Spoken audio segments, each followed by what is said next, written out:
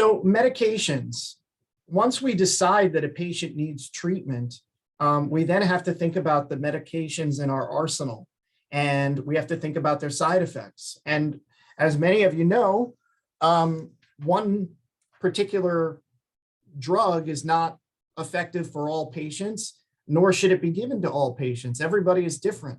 First of all, sarcoidosis patients have many different manifestations of disease.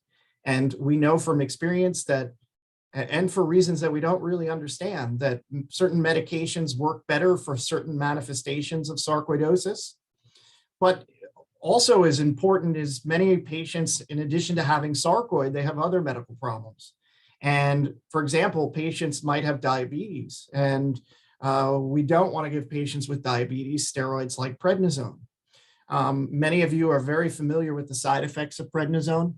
Prednisone can cause insomnia, it can cause heartburn, sweating, acne, increased blood pressure, increased blood sugar, fluid retention, weight gain, palpitations, mood changes, thinning of the bones, glaucoma.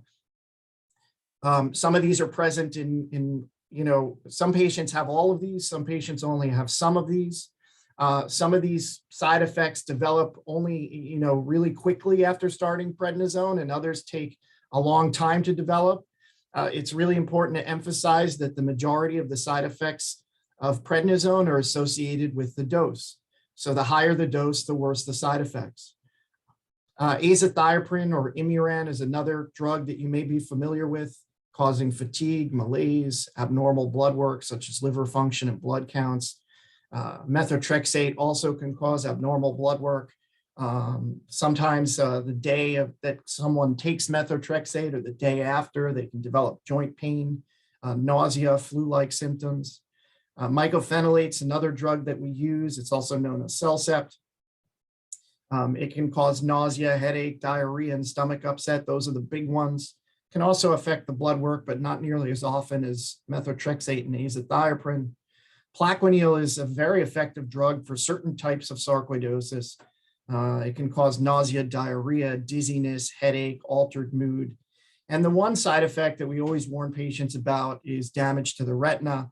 That is a long-term side effect of hydroxychloroquine, never happens early after treatment, and patients need to be followed by an ophthalmologist. And then finally, there's Infliximab or Remicade, which is one of our relatively newer drugs that also has side effects such as headache, nausea, sinus congestion. It suppresses your immune system like many of these drugs and can increase your risk for infections like tuberculosis.